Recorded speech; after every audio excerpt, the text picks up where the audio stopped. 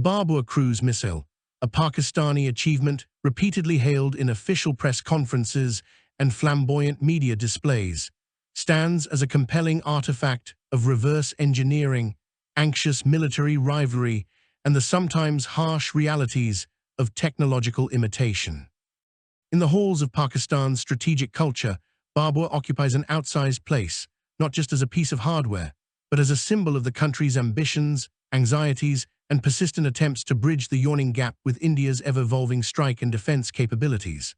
The long arc of Babur's journey, from accident and improvisation to test launches and operational doubt, is marked by pride, secrecy, international intrigue, and above all, by promises left unfulfilled.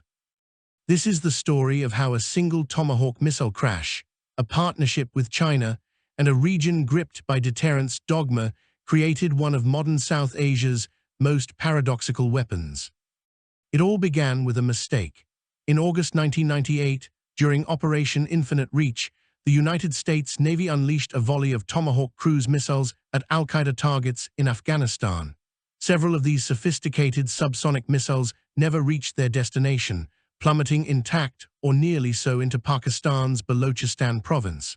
For Islamabad, these wrecks were much more than diplomatic headaches, they were windfalls. In their tangled circuitry and weathered airframes, Pakistani scientists and engineers glimpsed a rare opportunity: the chance to study, deconstruct, and ultimately duplicate a weapon that had become synonymous with American global reach and precision. What followed in hastily secured military hangars and research centers was both bold and clandestine. Engineers, joined by a contingent of Chinese specialists, painstakingly dismantled the Tomahawks, scrutinizing their meticulously engineered guidance systems, turbojet engines, and intricate terrain-matching radars. The collaboration with Beijing was less a matter of patronage and more one of symbiosis. Chinese missile programs stood to benefit from access to American technology, just as Pakistan needed Chinese engineering prowess to move from reverse engineering to actual manufacturing. Much of the Babur's structure, navigation, and propulsion can be traced directly to this transnational partnership. In the years that followed, the Babur missile line emerged as a central pillar of Pakistani military propaganda. Its arrival was always grand, prefaced by carefully staged test launches and dutifully followed by statements touting its ability to evade India's air defenses, strike deep into enemy territory, and if necessary, deliver nuclear payloads with absolute accuracy. Renderings of the missile's flight were splashed across television screens, emphasizing its terrain-hugging trajectory and presumed ability to skirt under the radar's gaze. Incremental improvements and new versions, Babur 1, then 1A, 1B, and the submarine-launched Babur 3, were introduced over time, each with greater claimed range, sophistication, and survivability. Yet for all the pomp, the technological DNA of Babur was never a closely guarded secret. Analysts scanning its flight profile, dimensions, and electronic architecture immediately recognized the fingerprints not just of Tomahawk, but of the Chinese DH-10 and other exported missile families. The resemblance was not coincidental. Chinese technology, blueprints, and microelectronic components flowed steadily into Pakistani missile plants, filling gaps that Islamabad's limited industrial base could not. The indigenous tag, repeated in every official statement, was as much a diplomatic screen as a technical reality. The Pakistani establishment, including figures like Nawaz Sharif, periodically acknowledged the Tomahawk route of Babur, though always with caveats and nationalist flair. Any questions about foreign origin, persistent guidance challenges, or engine underperformance were quickly buried beneath new boasts about the missile's range or multi-platform versatility. This tendency to overstate, while not unique to Pakistan, would ultimately haunt the perception and credibility of Babur, both at home and abroad. As Babur was taking shape, Indian scientists were drawing their own lessons from the era's cruise missile strikes. Dr. A. Sivathanu Pillai, having seen firsthand the psychological and operational disruption caused by Tomahawk raids in Iraq and Afghanistan, brought a simple suggestion to his mentor, Dr. APJ Abdul Kalam: develop a comparable subsonic cruise missile. Kalam, however, rejected the path of minor increments in favor of a leapfrog approach. Why replicate when India could outdo? The answer was audacious. A co-development pact with Russia promised on access to ramjet propulsion and digital navigation systems, aiming to field the world's first and most lethal supersonic cruise missile. Thus, the BrahMos was born. Its Mach 2, 8.3 speed, highly maneuverable flight profile, and compact warhead, when married to a multi-platform approach, ship, land, air, would become a symbol not just of Indian technical ambition, but of an entirely new model for missile programmatic partnerships. Where Babur was built in secrecy by improvisation, BrahMos was built in the open by innovation. The technical divergence between Babur and BrahMos could not be more stark. Babur's subsonic 0.7 Mach cruise speed, though once sufficient to slip through older air defenses, is now vulnerable to even middleweight surface-to-air missile systems. Advances in radar surveillance, ECCM, and integrated air defense means such a missile can be detected, tracked, and shot down with modest investments in mobile AD assets. BrahMos, on the other hand, flies at speeds where detection to intercept windows are reduced to mere tens of seconds, if not less. The kinetic energy at impact, combined with its 200-300 kg warhead, guarantees devastation far beyond what Babur can deliver with its heavier, but much slower, payload. In the critical domain of navigation and guidance, Babur's reliance on INS, GPS or GLONASS updates, terrain contour mapping, and digital scene correlation mirrors its American predecessor in structure but not in reliability. Lacking access to high-grade, anti-jam GPS receivers and suffering from sporadic electronic component shortages, Babur's accuracy during test launches was sometimes within military expectations, but often ambiguous. Its ability to fly undetected deep into contested territory was believed much more on paper than in practice. Reports from testing cycles mention flights that veered off course and impact points well outside the intended radius in realistic electronic warfare conditions. In high-threat environments, Babur's relatively slow speed and dated guidance architecture make it susceptible not only to active interception, but even to soft-kill countermeasures, jamming, spoofing, and digital recorders designed specifically to confuse terrain-based navigation. This operational vulnerability is magnified by Babur's lack of stealth features. Where Tomahawk was at least partially shaped to minimize radar cross-section, Babur's manufacturing and materials constraints mean it is easier to spot by modern X and S-band radars. Infrared sensors can detect its exhaust plume, and its operating altitude, typically above treetop but below 100 meters, places it squarely in the threat range of a range of Indian and imported AD systems.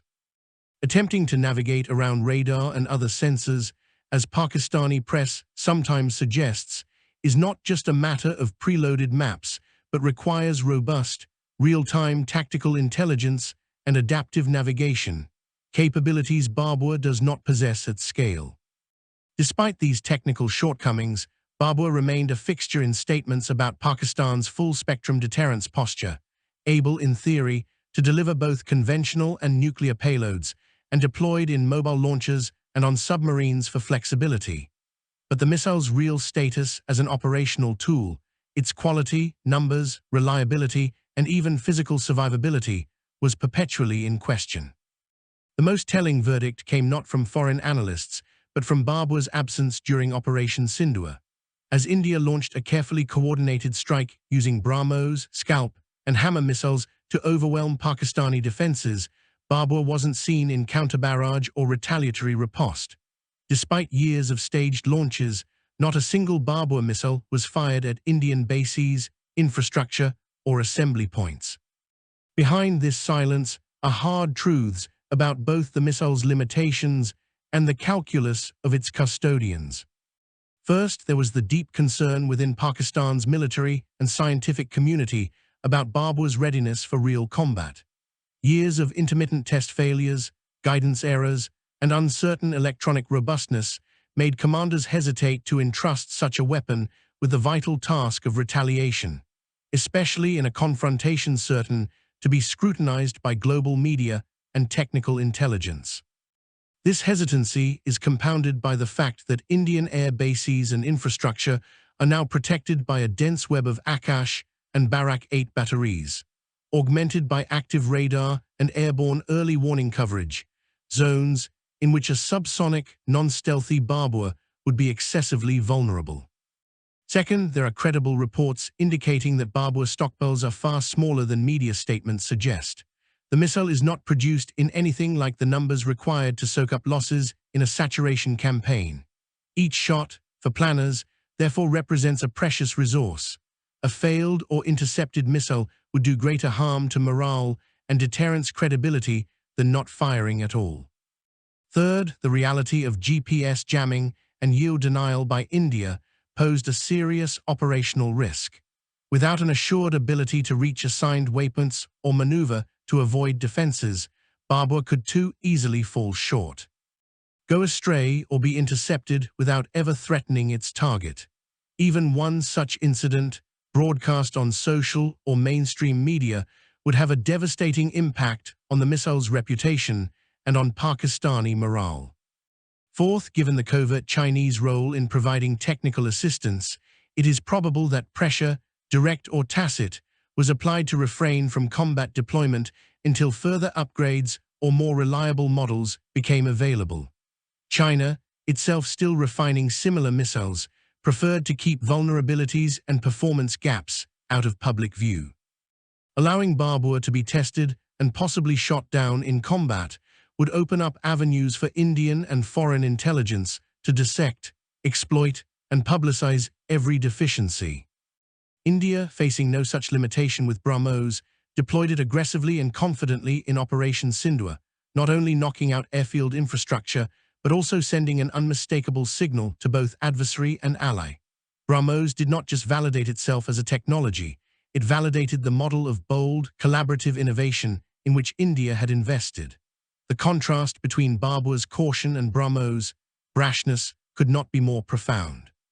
Further compounding Babur's challenges were persistent problems with range extension. Pakistan claimed successive improvements, with later models advertised at 750 or even 1,000 kilometers, but public failures, like the high-profile test crash of Babur II just minutes after launch, demonstrated that serious technical hurdles remained.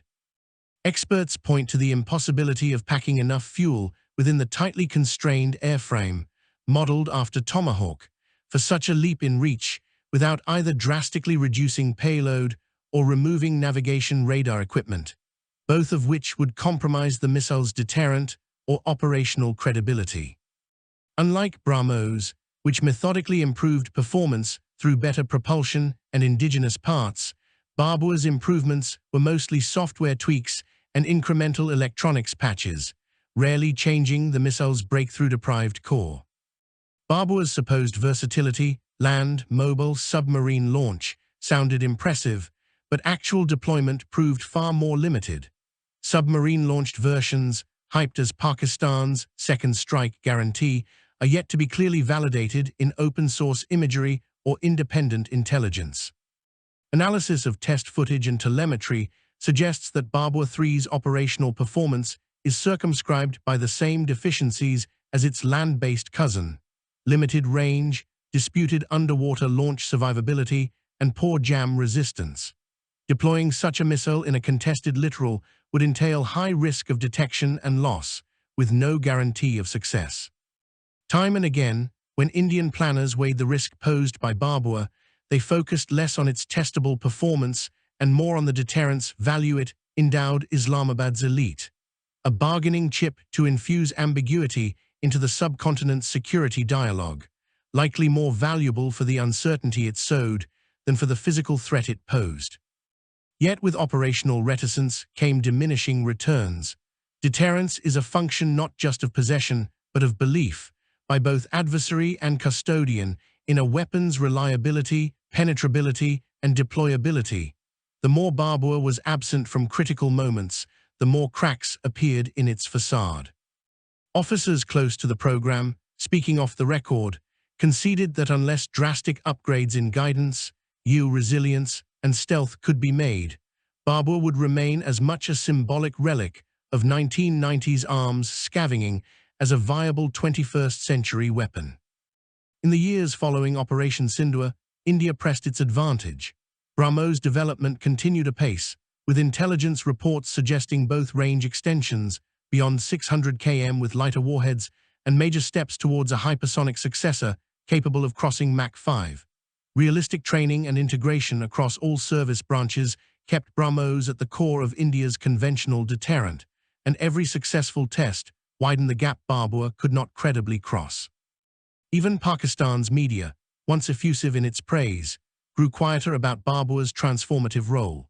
The wider world moved on, with China and Russia fielding new generations of scramjet-boosted weapons, the United States developing enemy air defense suppression suites specifically to counter low-flying cruise munitions, and Turkey and Israel advancing in drone warfare to the point of trivializing legacy missile defenses.